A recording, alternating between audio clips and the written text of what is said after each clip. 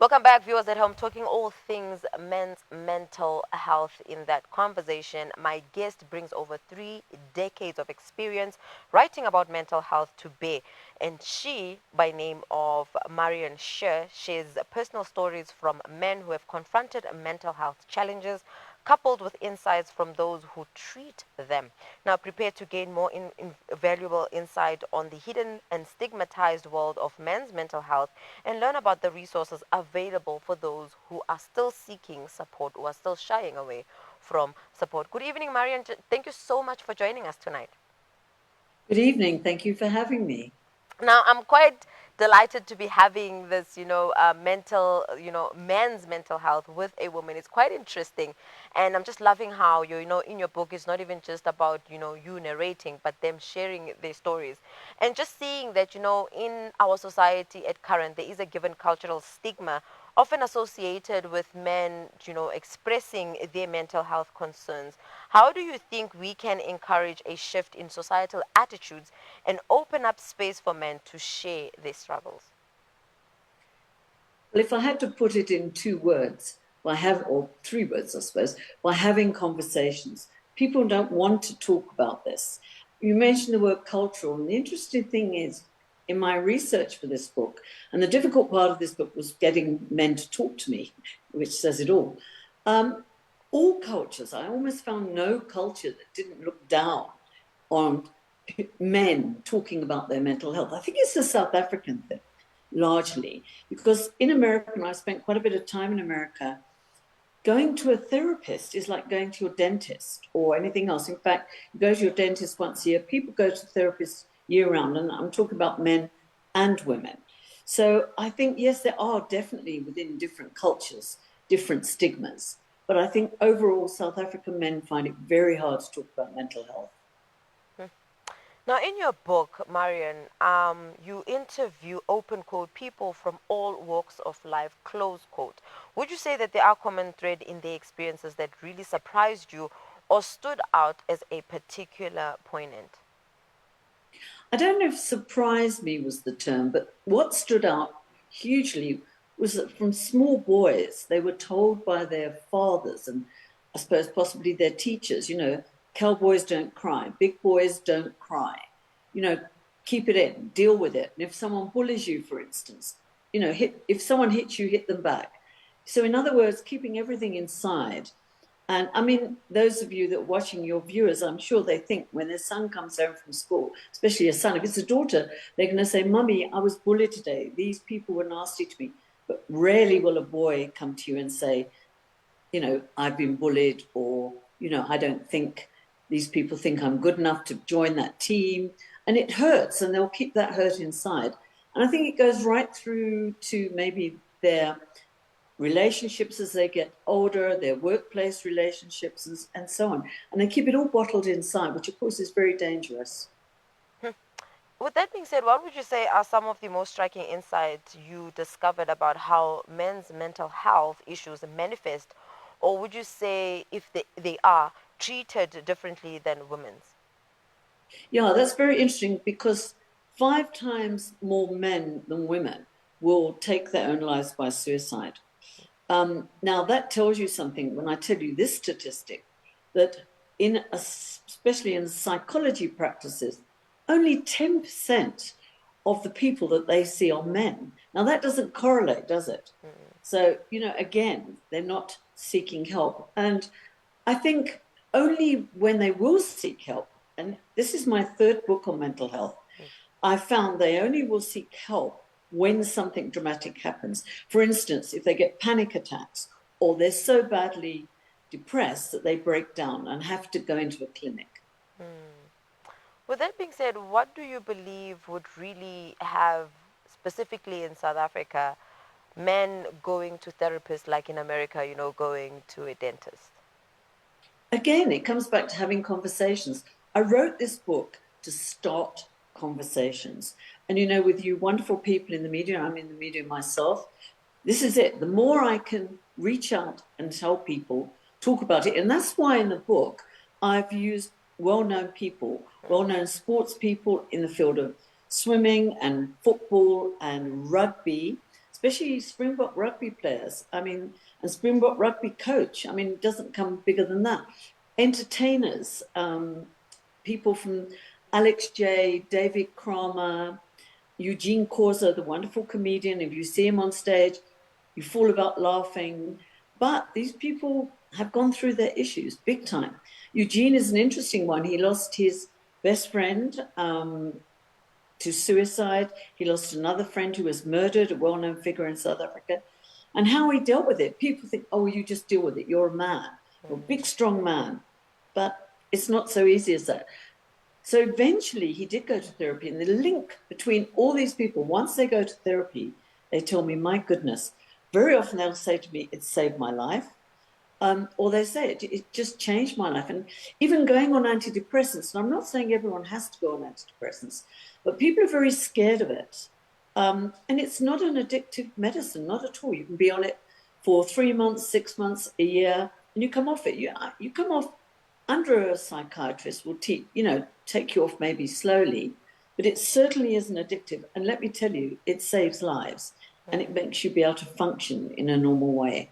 You know, Marion, there's another aspect that you truly share in your book, and this is besides what is said, but those uncommunicated phrases, where one of the individuals who was sharing their story speaks on the fact that, physical ills are easily, articulated in terms of I'm someone who suffers from diabetes, I'm somebody who suffers from, cholesterol diseases in that sense.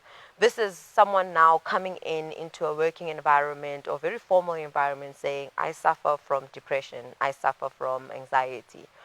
In that thought process, why do you feel that this is such a case? Because nowhere in a contract or in job description that says we do not want people with a certain aspect or a certain mental illness. Why is it then people then get to think to rather box themselves of thinking that Mm. because if I disclose this then I'll get that opportunity versus me disclosing that I have diabetes in that sense. Yes, that's a very good question. It comes down to a fact. Let's put it this way: two men go for a job. Mm. One has got diabetes, is maybe type 2 diabetes, and he says to his future employer, look, I've got type 2 diabetes, but it's fine because I'm on medication and it's under control.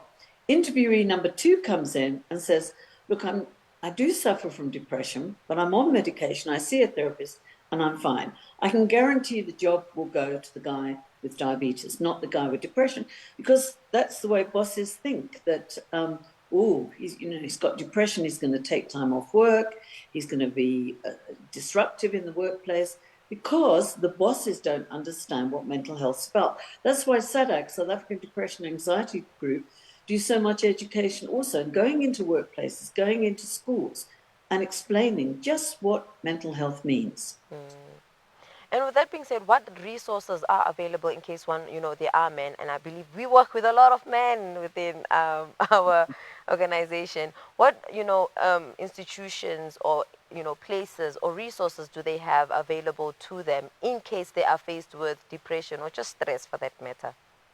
Well, the first stop would definitely be SADAG, South African Depression Anxiety Group. I was just going to their website. The website is www.sadag.org. And also on that website, you'll find so much information and links. And if they phone there, it's completely anonymous. And they've got a 24-hour WhatsApp line, which is all the numbers are on the website. And they're not going to get counseling from the people at the other end, but they're going to get advice on where to go because everyone's issue is different. Whether you're phoning in because you're worried about your child or your husband or whoever, they will give you the right advice because they're very highly trained people that answer that phone. Now, just to close off our conversation in terms of, men and mental health, shattering the silence, can you tell us a bit on your vision for the future of mental health in our society? And most importantly, how would you also encourage men to seek help in terms of destigmatizing, men's mental health? Yeah, I think, I always give an analogy of three South African men going to a bar and they sit with their friends and they talk about how they're battling at work and they're worried they won't get a promotion, or they're worried about their children at school, or their wife, something's wrong with their relationship with their wife. And then I say, would that really happen? And all the men in the audience start laughing. And that's part of it, because men won't speak about these issues, whereas we as women will. And again, I just got to keep banging on out there, maybe writing more books, I don't know. We just got to keep up the conversation, start conversations, and stop using words like mad and crazy, because those words should be completely banned. No one's mad or crazy. You are suffering some kind of mental health issue. And the thing is, you talked about physical illnesses. Yes, if you break your arm, you go to hospital and they put it in a cast, and 6 weeks odd later, you're better. I'm not saying with mental health, always 6 weeks later you'll be better, but you certainly would get help and stop the mental health in its tracks. Because real mental health, clinical depression, is just that. It is a clinical condition and it can be helped. Now, in supporting of the men who are facing the struggles of mental health, where can they find your book, Men and Mental Health, Shattering the Silence? And most importantly, in terms of what's your take in terms of the vision? I believe you forgot to share the vision when it comes to your thought process around mental health for men. Well, my vision around mental health, firstly, is to break the stigma. That's always been my vision. I was lucky enough to get a mental health journalism fellowship with the Carter Center in the United States, started by Mrs. Rosalind Carter, wife of Jimmy Carter. And that was her purpose from when Jimmy Carter, before he even went into the White House, all she wanted to do was break the stigma. And she used us as media, giving these fellowships. And that's my whole mission in life, is to help break the stigma. To get the book, it's available. I saw it today. I was quite excited to see it on the shelves of exclusive books, any branch of exclusive books. It's also available online through Loot, and my publisher's going to kill me because I can't remember the other one, but it is available online as well. We're having a launch on Wednesday night at Melrose Arch Exclusive Books. So if you're interested, go to the website and register your invitation. Or in Cape Town on the 28th of May at Exclusive Books at the Waterfront. We would love to see you. And please come up to me and tell me you saw this broadcast. I'd be really pleased. Thank you so much, Marion, for joining us tonight and really starting that conversation that, a lot of spaces are still battling to normalize, are still battling to destigmatize around men's mental health. Thank you so much for joining us tonight. Thank you for bringing up the subject. I really appreciate it. Thank you. Viewers at home, that was the journalist as well as advocate around men's mental health in terms of, doing away with all those stigmas that come with men having to bear their feelings around how they are feeling and what is going on with them regarding, be it mental issues, personal issues. Let us create those safe spaces so we really curb the stats around, suicides surrounding our men. And hopefully this will speak positively to getting rid, or rather eliminating, gender-based violence and the many ills that really plague society. But viewers at home, let's close off for now and head over to an ad break. We'll see you just after this.